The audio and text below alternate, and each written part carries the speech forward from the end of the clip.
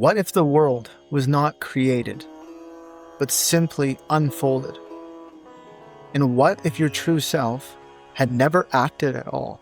This question would likely be the disposition held by many Sankhya philosophers. The Sankhya philosophy is a fundamentally dualistic interpretation of reality, in which two postulates, namely Purusha and Prakṛti, are, through their proximity, the fundamental causes or what give rise to creation or to existence. The Sankhya philosophy is one of the oldest interpretations of reality that we can find in classical Indian thought. It is actually argued to be one of the foundational systems that is heavily relied upon by other traditional orthodox systems within the development and the history of Hindu thought. In this video, we're going to break down the fundamental aspects of the Sankhya philosophy.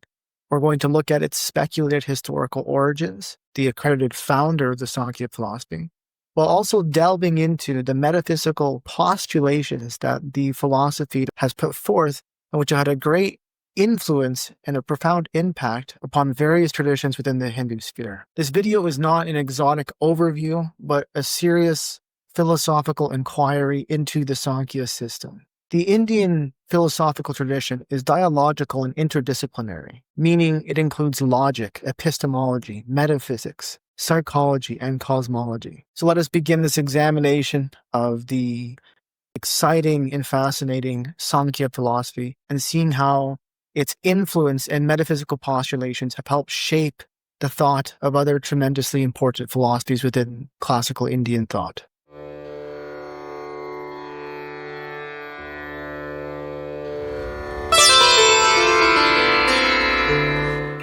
Within the Hindu tradition, there are 6 orthodox viewpoints, or darshanas. Darshana, which etymologically translates to see, is a fundamental viewpoint of reality, or a disposition that you would hold and trying to interpret how reality comes into existence and where the human existence plays part or has its role within this system. So as I said, there are 6 orthodox schools within the Hindu philosophy, and these are broadly agreed upon by scholars to be the Nyaya school, which is a school that emphasizes logic, rigorous rational thinking, as well as epistemology. The Vaisheshika school, which is a school that focuses on metaphysics and natural atomism. The other schools of the traditional orthodox Hindu thought, or darshanas, would be the Mimamsa school, which is focused on interpretation of Vedic ritual and having right understanding of the Vedas in general. There is the Vedanta school of thought, which is a non-dualistic interpretation of reality, which focuses on the Upanishads. And the Upanishads are speculative texts that deal mainly with metaphysical interpretations and cosmological origins of reality. Lastly, we have the systems of Sankhya and the systems of yoga. The system of yoga, which is maybe most popularized in the West in terms of its westernized interpretation, is a system that is deeply rooted and inspired by the Sankhya dualistic interpretation of reality. And lastly, we have Samkhya, which is arguably one of the oldest of the 6 classical systems, which will be the focus of our video today. So what exactly does it mean to be darshana? Well, a darshana is a viewpoint, as I said, literally meaning to see, and their interpretation of reality. And one thing to note about the classical Indian darshanas is that they fundamentally agreed upon one precept or one axiom, which is life in the human existence, in the human mode of existence, is fundamentally suffering. So their aim was soteriological. They were looking for salvation, and they went upon or embarked upon this quest for salvation through various means and through different paths. But fundamentally, they would all agree that human existence, or worldly existence for that matter, is fundamentally dukkha, fundamentally suffering. And they had ascribed to various practices or epistemological methods that would be used in aspiration to come to release, to come to a liberative understanding of reality, which would free one from the bonds of suffering, from transmigratory existence, from the cycle of rebirth. So we could really liken the notion of Darshana to the idea of multiple cameras taking a picture of the same object, but just from various vantage points or angles. And these angles are all claiming to see the truth or understanding the means of eliminating the root cause of suffering within the human existence and prescribing different methods to come to this derived understanding. The Sāṃkhya philosophy focuses on discriminative insight of being able to properly see and discern what is the nature of one thing versus what is the nature of another thing. And through this discriminative insight, the false association that people make, which is attributed to our suffering, to our bondage, would therefore be released and allow us to come to truth. And so historically, we see that Samkhya was one of the very first systematic attempts to try to address the human existence and suffering and its means for transcendence. So the Samkhya philosophy, if we're looking at it in a chronological sense, is very difficult to pinpoint its exact development. Unlike, for example, the Abrahamic traditions, which have maybe a more concrete or stable point of reference for us to understand when they came into existence, as well as having living adherents today for us to have adequate sourcing. The Sankhya philosophy, being that it's a very ancient system, is agreed upon by scholars to be likely developed over the course of centuries through dialogues that intellectually inclined Samyasins, Hindu holy men and sages and renunciators of society had participated in.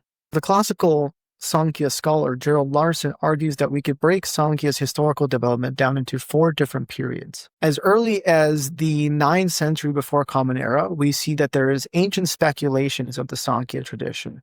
And these are found in speculative hymns, for example, in the Rig Veda or in the prose Upanishads, where we're really able to trace the precursor to a lot of Sankhyan ideas that developed later in the classical Sankhya framework. And so this period lasted roughly from the 9th century before Common Era until roughly the 4th century. So about 500 years in which the ancient holy men, the Samyasins, who were intellectually inclined, would be engaged in various discourses. And these ideas were gaining traction and forming a more of a core belief system, if you will. From the 4th century to the 1st century Common Era, we see that this was when Gerald Larson coins the term Proto-Sankhya was in its development. This is when we're able to see influence from, for example, the Middle Upanishads, the Mahabharata, the Buddhacharita, other important texts which played a foundational and pivotal role in the development of the Sankhya tradition. And as we said prior, in terms of the ancient speculations, this is when Sankhya's philosophy would have been engaged with various intellectual figures and movements, including those that are typically labeled outside of the orthodox Hindu traditions, such as Buddhism and Jainism. This moves into the 1st century of Common Era until roughly the 11th century of the Common Era, where we would be able to designate this millennia as a period of classical Samkhya. This is when the Samkhya system as a philosophy had become developed and had become recognized as an independent source or mode of thought. And this is also when foundational texts, such as the Sāṃkhyakārikā, had been authored and really become more of a mainstream or focal point within Hindu philosophical dialogue and firmly established itself within history. And lastly, we have a period which could be denoted as the classical Samkhya revival, which lasted roughly from the 15th to the 17th centuries of the Common Era. So etymologically speaking, what does the word Sankhya actually mean? Well, just like its historical origins, this is also a bit unclear. We see that in the very beginning of the speculation surrounding Samkhya, Sankhya means something like enumeration or number. Various early Vedic sources detail a more of a numerological influence of how reality is constituted. And so Samkhya appears to be a system which enumerates, which calculates, or which discerns through number. As the centuries go on and we move into the Proto-Sankhya period, this becomes a masculine noun, which denotes to a person or to a male figure, a male samyasan, a male holy person, who is one who enumerates, one who calculates, one who discriminates properly or correctly. And it is in this period, in this development, that the Sankhya becomes associated with liberating knowledge, which could be translated into vidya, or jnana, or viveka. And that through this knowledge, one is able to come to the end of their worldly suffering and continuous rebirth. So this allows Samkhya to become explicitly related to things like spiritual practices, meditation, and religious cosmology. We see that this is the case because in the early half of the first millennium, various ascetic and philosophical traditions are really becoming in vogue in Indian culture. And so there was this continuous search for finding a system which would be able to offer one the means of ascertaining discriminative insight and through those means coming to final release. And as I mentioned, this was a focal point, if not the primary point that all darshanas, all Hindu viewpoints were working towards. They were working towards the salvation of the practitioner and his cessation of suffering. But as I've mentioned, the historical development of Sāṃkhya is quite murky and it's not clear. There's even some scholars that suggest that Sāṃkhya is actually a pre-Vedic or a non-Vedic or a non-Aryan philosophy that has its history and origins much earlier than our textual or scholarly sources can date back to. Sāṃkhya makes little mention of Vedic gods, the caste system, and it also appears to be quite unfavorable to animal sacrifice, which was a dominant ritualistic trait of early Vedic religious practices. Nevertheless, some scholars aim to trace dualistic interpretations of reality as early as the Rig Veda and to show the parallels found in later Samkhya systems. For example, in the Nasadiya Sukta, the hymn of non-eternity, origin of the universe, in the Rig Veda, we see, and I quote, "There was neither non-existence nor existence then, neither the realm of space nor the sky which is beyond. What stirred? Where? In whose protection? There was neither death nor immortality then, no distinguishing sign of night nor of day. The one breathed, windless, by its own impulse. Other than that, there was nothing beyond. Darkness, there was there at first, by darkness hidden. Without distinctive marks, this all was water, that which, becoming, by the void was covered. The one by force of heat came into being. Who really knows? Who will proclaim it? Whence was it produced? Whence is this creation? Gods came afterwards with the creation of this universe. Who then knows whence it has arisen? Whether God's will created it, or whether he was mute. Perhaps it formed itself, or perhaps it did not. Only he who is its overseer in highest heaven knows. Only he knows, or perhaps he does not know." So we see in this polarity between manifest and unmanifest, a form of dualism that is postulated. And as we'll come to see, this is a major, if not central component of the Sankhya philosophy. So before moving into the philosophical and metaphysical postulations of the Sankhya philosophy, it'd be worth looking at what are the textual origins of the philosophy and who is typically accredited as being the founder of the philosophy. The figure that is most typically given the credit as being the founder of the Samkhya philosophy is known as Kapila.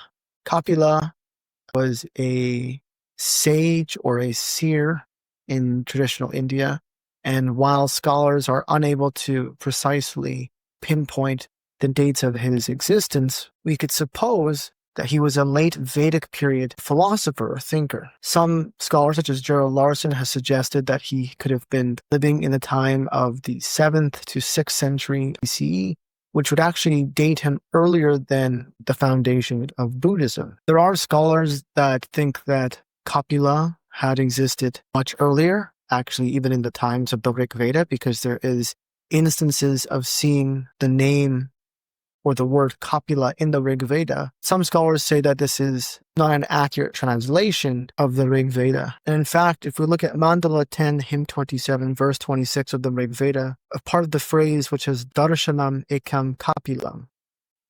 This phrase has been subject to various interpretations, and some scholars, such as the 14th century commentator Sayana, suggested that it refers to the sage named Kapila.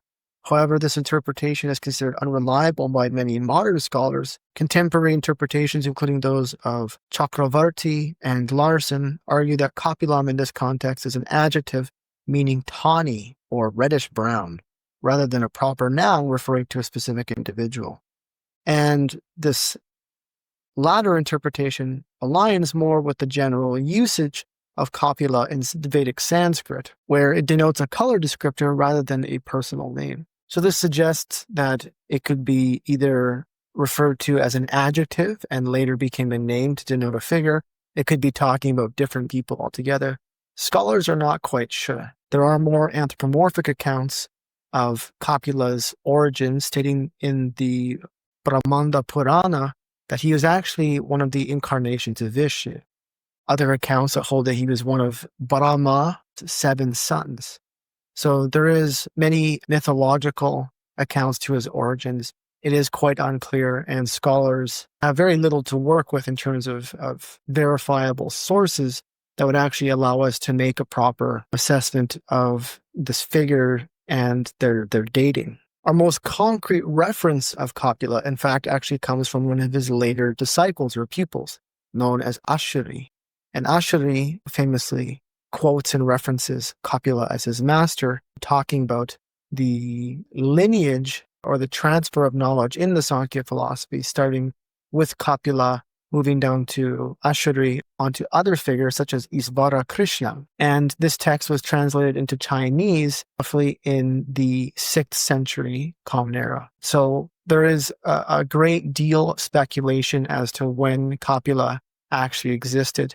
But we do know that there has likely been a historical figure named Kapila that actually existed. So what's actually very interesting with the Sankhya philosophy is it is really a single text canon, which has been the root and foundation of the entire philosophy.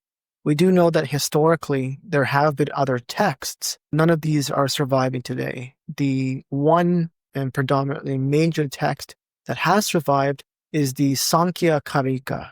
This was written by Isvara Krishna sometime in between the 3rd and 4th century Common Era. And it is a very rigorous and aphoristic text, which basically deals with the postulates of the Sankhya philosophy, addressing the inherent dualism and the evolutes that stem from this dualism and their interaction. So now that we have extensively examined the etymological meaning of the word Sankhya, its relation into the other darshanas of Hindu thought, as well as its historic and textual origins as a philosophy, transitioning into what exactly was the Sankhya philosophy and what made it so influential to other systems of philosophic thought. The Sankhya philosophy is a dualistic interpretation of reality. The two fundamental principles of all existence and creation are denoted as Purusha and Prakṛti. Purusha is the witness or primordial consciousness that is absolute, independent, free, imperceptible, and unknowable. It is above and beyond any mental experience or awareness, and it can be likened to non-attributive consciousness. Purusha, interestingly, is neither produced nor produces, and it is simply a spectator or witness. What is interesting about Purusha is it is fundamentally multiple in nature, meaning there exist many Purushas in manifested existence. Purusha comes in contact, or it comes in proximity with Prakṛti. Prakṛti is the scene. It is the material root of nature and existence. It is eternal, unconscious, active, and through the gunas, the constituents or qualities of Prakṛti, gives rise to manifested existence. Prakṛti is the first cause of the world and of our experiences. It is the first principle of the universe. It is actually called pradhana, the chief principle, and it is composed of essential characteristics. These characteristics are as follows. Sattva, which is likened to poise, fineness, lightness, illumination, and joy. Rajas, which is a dynamism, activity, excitation, and pain. And lastly, tamas, which is inertia, coarseness, heaviness, obstruction, and sloth. So these three constituents or characteristics or qualities of Prakṛti are in constant contact with one another. They're constantly interacting, and it is through their interaction that gives rise to the various forms of existence. Now, before moving forward, it should be noted that while I said there is many Puruṣas, as in each individual mode of human existence has its own Purusha, there is only one Prakṛti. So this dualism can be quite complicated if you are thinking about it on a very metaphysical level. But there is multiple Puruṣas. You could almost say there is multiple souls, or there is multiple individual forms of existence that come in contact with Prakṛti. And it is through this contact, through this proximity and this intermingling, that the rest of existence emerges from Prakṛti through these three constituents, sattva, rajas, and tamas. So unmanifested Prakṛti, known as mula Prakṛti, which is the root, the primordial root of all existence, is fundamentally infinite, inactive, unconscious. And in this unmanifested mode, these three gunas of Prakṛti are in a total state of equilibrium. However, it is said that by Purusha coming in proximity of Prakṛti, that this equilibrium is fundamentally disturbed. And from this disturbance, the equilibrium has been broken and reality and manifested existence emerges. And so this emergence breaks down into what is known as the 25 Tattvas. The very first tattva, or the very first aspect of manifested existence that emerges from Prakrti's three characteristics, sattva, rajas, and tamas, is buddhi, which is the intellect. As some of you may know, the word Buddhism stems from the word buddhi, or stems from the word buddh, which means to be awake. So the historical Buddha was typically regarded as being the one who is awake. And buddhi means intellect. Now, this is not a form of intelligence that is ratiocination or mental thinking and the formation of constructs. Now, that comes much later. This is a primordial or a much higher metaphysical level of intelligence. It is intelligence that is actually beyond or pervades beyond individual awareness of this intelligence. And this intelligence is most often associated as being sattva dominant. So of the three qualities, sattva, rajas, and tamas, as stated, but is typically regarded as being that which is fine or illuminative or light. And it is this quality that dominates the buddhi, which dominates the intellect. From the intellect or from buddhi comes next ahankara, which is the ego, the self-awareness of one's personhood. And this, again, is not strictly a sense of mental thinking. That, again, comes later. This is just an acknowledgement or recognition of one's own existence in the hierarchy of existence. So we see first that it comes from Prakṛti and its interaction with Purusha.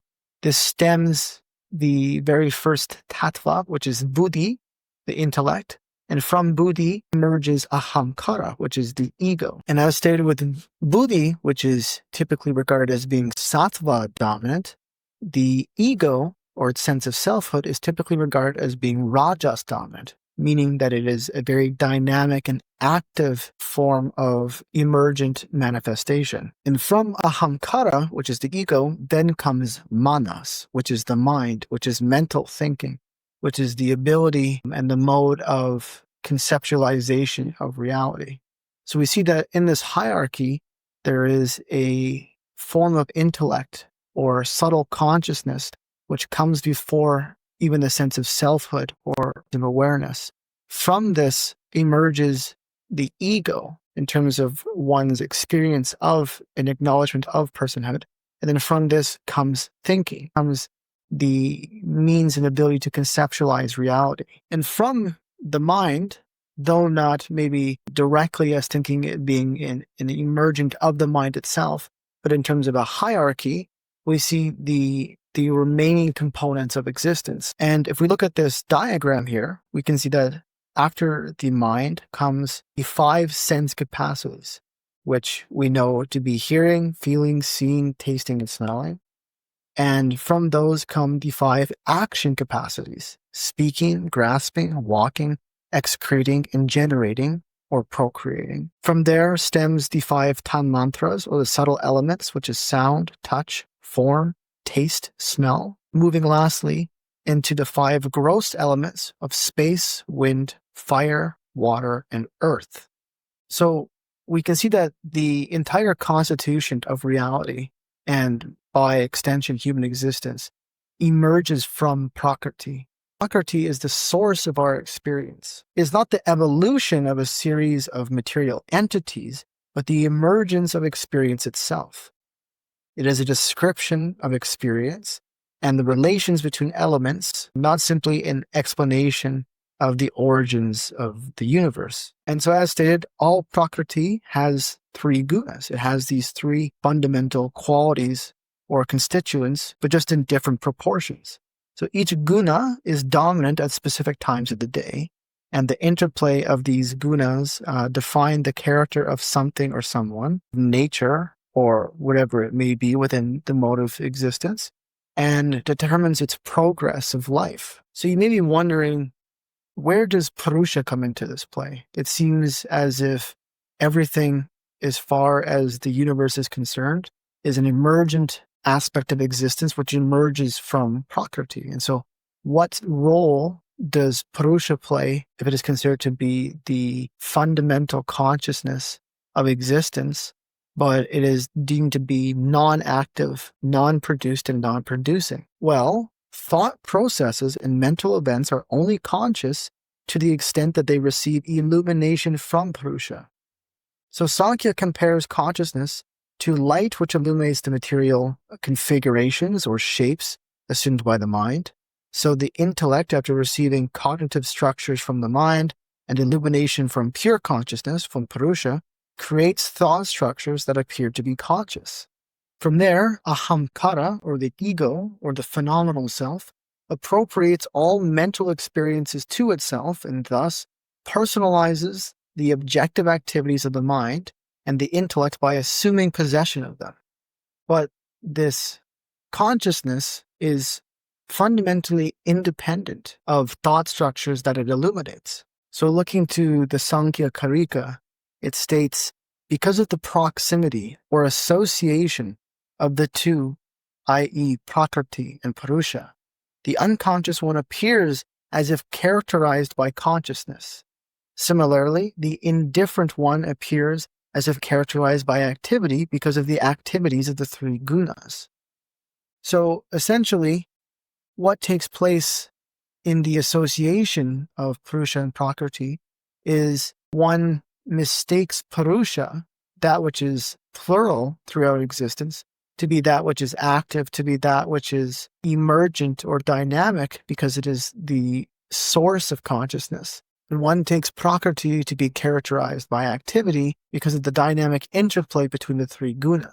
So you may be wondering at this point, looking at the hierarchy of manifest existence, which emerges from Prakṛti in its proximity or association with Purusha.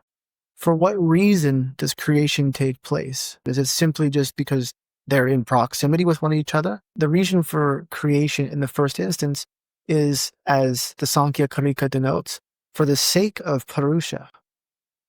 It states that this creation brought about by Prakṛti from Mahat down to the specific gross objects is for the purpose of the release of every Purusha.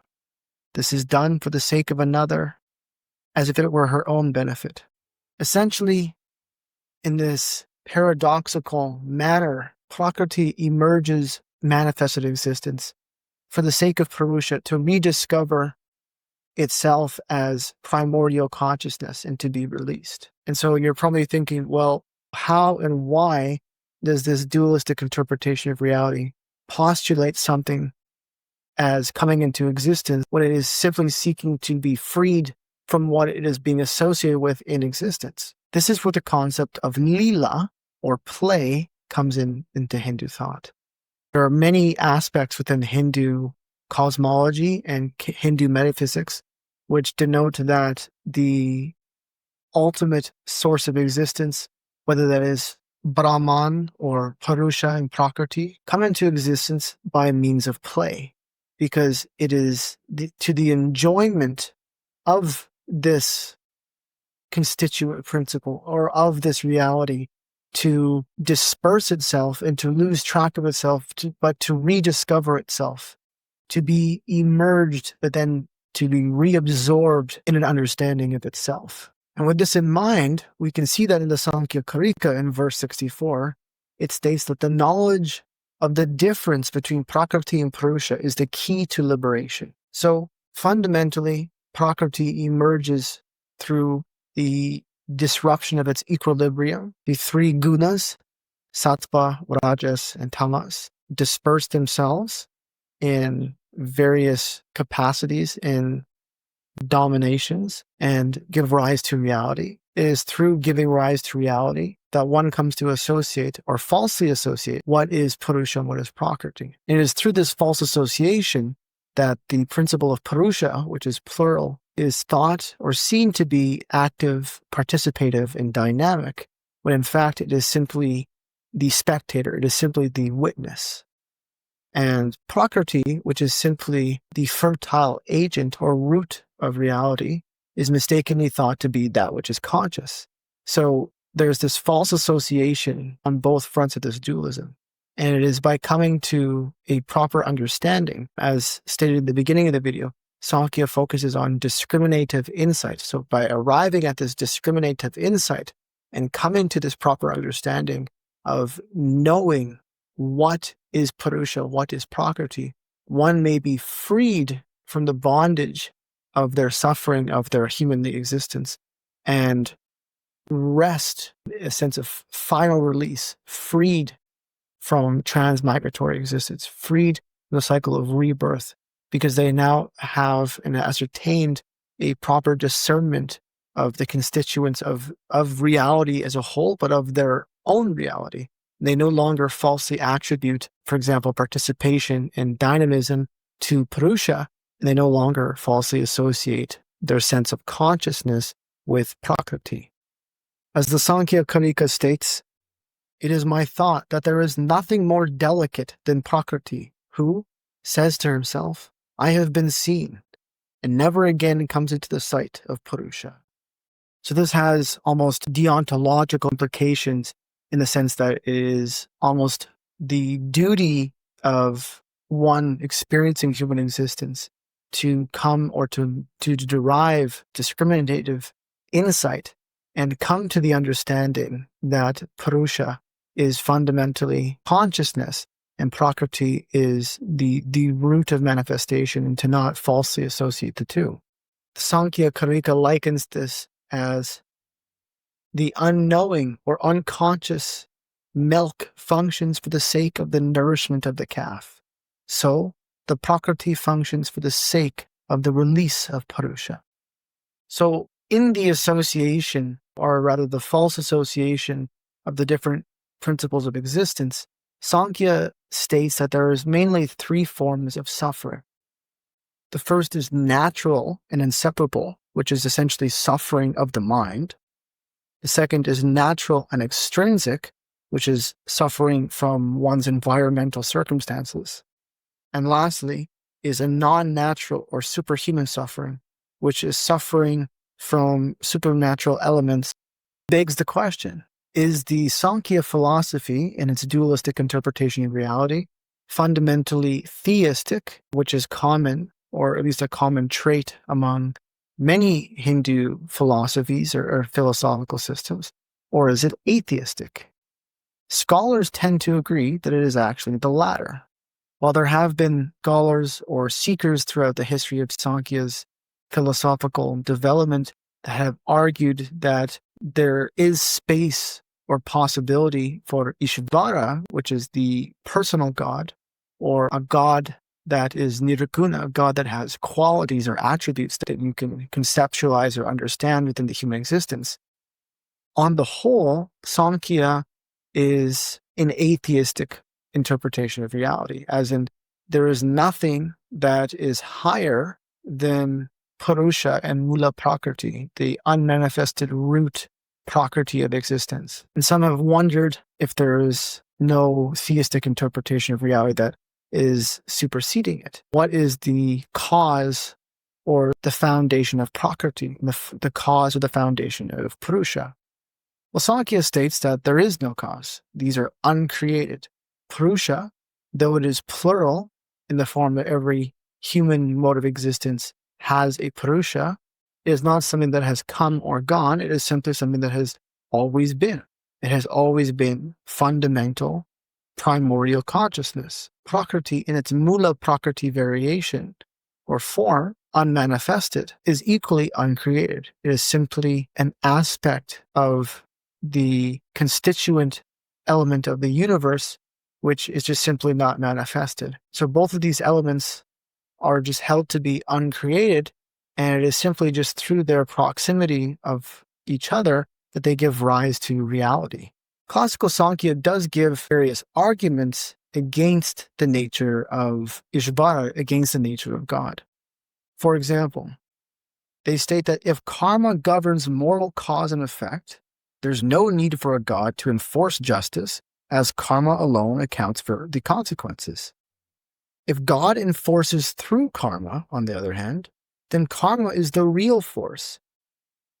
If he enforces without karma, then it is simply unnecessary. They go on to say that God's motive implies a contradiction, as it is assumed that he must have either motivation or desire to create the universe, but this contradicts the notion of divine freedom, as a desiring or lacking God implies imperfection and belongs to the nature of Prakṛti. It belongs to the nature of change.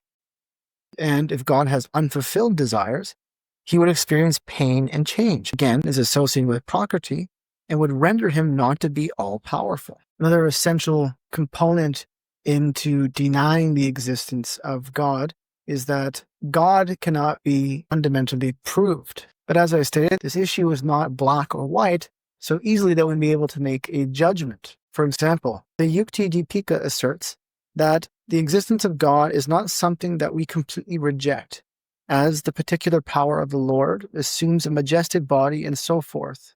Our intended meaning is just that there is no being who is different from Prakṛti and Purusha, and who is the instigator of these two.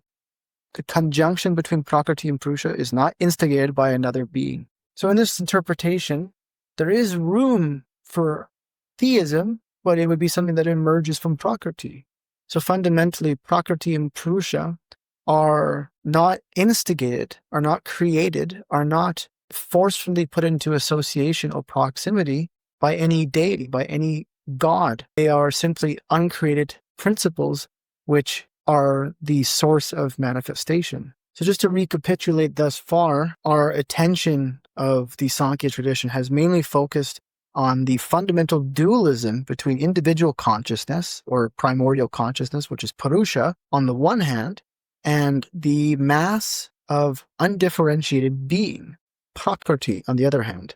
We have stressed the fact that consciousness is in the emergence of the manifested world.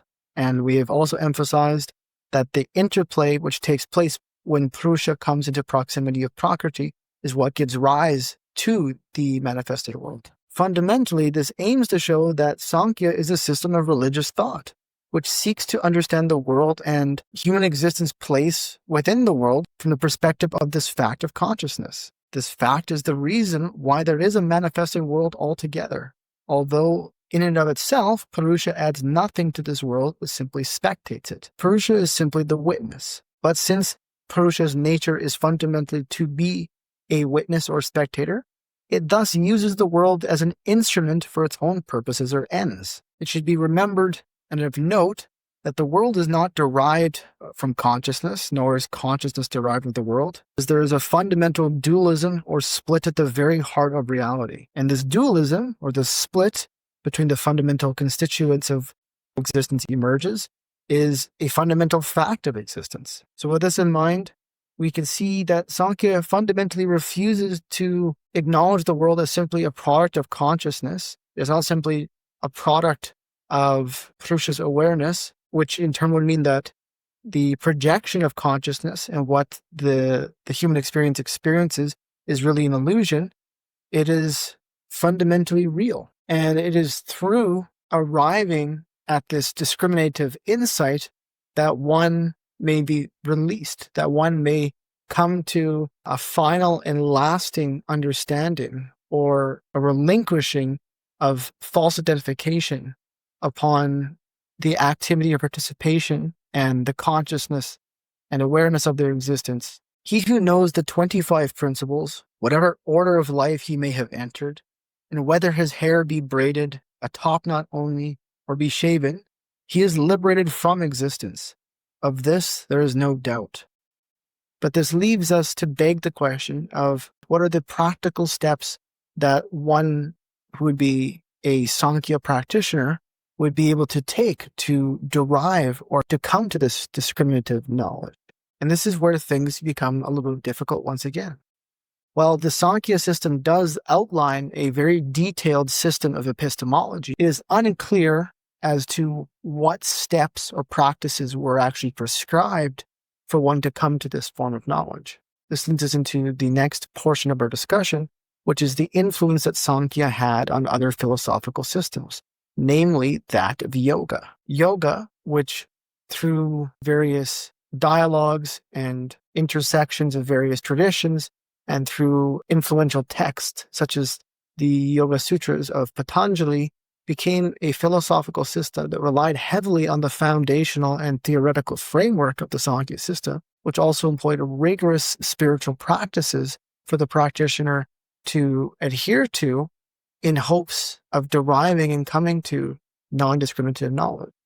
Yoga, as we understand it in the West, of being a series of various body movements, is much more complicated and rigorous than what we would suppose it to be just from our modern understanding of it. It incorporated various ascetic practices, breathing methods, and other spiritual disciplines. The Sāṃkhya philosophy remained predominantly based in theory. And so while its theory was fundamentally influential, its means of classification, its way of denoting various aspects of material existence, human existence, it did seem, at least to some intellectually inclined seekers or sannyasins, holy men looking for moksha, looking for truth, that it was inadequate in giving a full or detailed account of how one would derive or practically come to this discriminative knowledge, how one would arrive at the proper insight or understanding that Purusha is indeed separate from Prakṛti. So we see that among other influences, its influence on yoga was outstandingly influential, as the ontology and cosmology of the yogic system relied heavily upon Samkhya metaphysics. There is also some other differences, such as that yoga introduced the concept of Ishvara into its system, which is the notion of a personal God or a God that has attributable qualities in which one may have a personalized relationship with. But as far as understanding one's individual consciousness and their emergence into manifested existence, the yoga system was heavily Sankhyan based. And for much of yoga's history and development, it was typically associated with the Sankhya philosophy. It's only in the Brahma Sutta Bhāsya of Sankara, his famous commentary, that we see that yoga was referenced as an independent school of thought. So yoga was incredibly influenced to a great degree by the Sankhya philosophy, relied heavily upon its metaphysical interpretation of reality, and simply sought to employ various ascetic and spiritual practices in modes of discipline to promote salvation, to come to this salvatory knowledge of discriminating between Purusha and Prakṛti. Another association, Samkhya, that is typically looked at by scholars as being notably similar is that of the Tantra tradition. Tantra, which will have its own video of itself in the future, is an incredibly diverse and complex tradition that developed outside of traditional Vedic sources and influence, in that it doesn't typically rely on the Vedas as its foundation. We see that Tantra also has a dualistic interpretation of reality, which is typically likened to Shiva being similar to Purusha, this dormant but primordial consciousness, and Kali being this emergent progenitor of existence, likened to Prakṛti. There has even been some tantric imagery of a wild Kali standing atop a slumbering Shiva, showing how he is passive, observing, and simply the witness to her progenerative manifestation. Similarly, we find these concepts also in Sri Vaishnavism, which personifies Puruṣa into Vishnu and Prakṛti into Sri Lakshmi, Vishnu's consort. So while Tantra and Samkhya did differ significantly on their views of liberation, as Tantra sought to unite the masculine and the feminine through our earthly experience, Samkhya held that a withdrawal of consciousness from material existence, from matter, was the ultimate goal. One of the modes of thought that was greatly influenced by Samkhya, not in the sense that Tantra or yoga were, was Vedanta, specifically the Vedanta of Shankara, which he labeled Sankhya as being the chief opponent of the Vedantic interpretation of reality. The main principle of the Vedantic philosophy is that reality is the intelligent cause Brahman, which gives rise to the entirety of manifestation in human existence. And our existence, or our false attribution of existence upon the conceptual aspects that we experience throughout our personhood, is what is the cause of our suffering. So Shankara fundamentally opposed the Sankhyan notion that reality was unintelligent. It was this simply a cause of association between Purusha and Prakṛti. And he was vehemently opposed to this inherent dualism that the Sankhya philosophy proposed. He claimed that the Sankhyan philosophy was non-Vedic, and it was not rooted in the Vedas, and should not be treated as having any sort of deep authority. But that said, Shankara did uphold the symbolism of the three gunas that Samkhya's philosophy had postulated, but did not regard them as actual constituents of reality, but simply as symbolic emergence which describe the state of existence and the state of being. We also see that he's historically borrowed other systems of classification, various metaphors that were common in the Sankhya system, as well as Sankhya logic. So it's not exactly a black and white issue. But as we can see, the Sankhyan philosophy had a tremendous influence on various schools of thought throughout Hindu history, from its development, which likely resulted from this continuous dialogue with various schools, later to being a foundational aspect or a foundational core of many of these schools' modes of thought, such as yoga. So to summarize this video, we can see that human existence, viewed through the lens of the Sankhya philosophy, but also viewed through the lens of other traditional orthodox Hindu darshanas or viewpoints, is that human existence is fundamentally suffering. And the suffering arises for a variety of different reasons or causes. And in the case of Sankhya, it is because of the false association that one attributes consciousness onto material existence, which we see that consciousness is inherently the nature of Purusha, And we're associating consciousness with being the progenerations or the emergence of Prakṛti.